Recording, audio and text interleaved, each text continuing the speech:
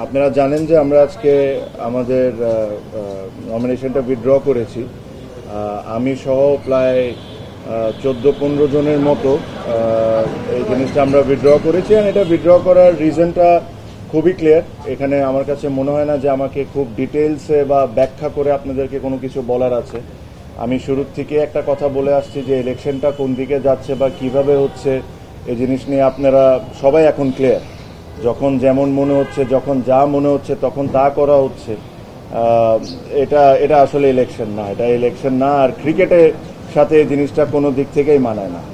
আপনারা I am sure যখন EC তালিকা দিবে যে আজকে কারা কারা উইথড্র করেছেন, তাদের নামগুলো আপনারা দেখলেই বুঝতে পারবেন যে তারা সবাই তাদের জায়গা থেকে হেভি ওয়েট, তাদের ভোট ব্যাংকও ইজ ভেরি স্ট্রং। এটা হলো আমাদের একটা ওয়ে অফ প্রোটেস্ট, যে এখান থেকে এসে যে এই নোংরামির পার্ট আমরা থাকতে পারবো না। এখানে ধরেন বিভিন্ন ধরনের বিভিন্ন সময় অনেক ধরনের কথা বলা হয়েছে, but end of the day আমার কাছে মনে হয় যে এই নোংরামির সাথে আমরা কোনো দিক থেকে কোনোভাবে পার্ট রাখতে পারবো। একমাত্র স্মার্ট সিটি বসুন্ধরা, আধুনিকতায় এক ধাপ এগিয়ে। এটাও বলে রাখি, আমি জানি না কতজন স্বীকার করবেন কি করবেন না, বাট এখানে আর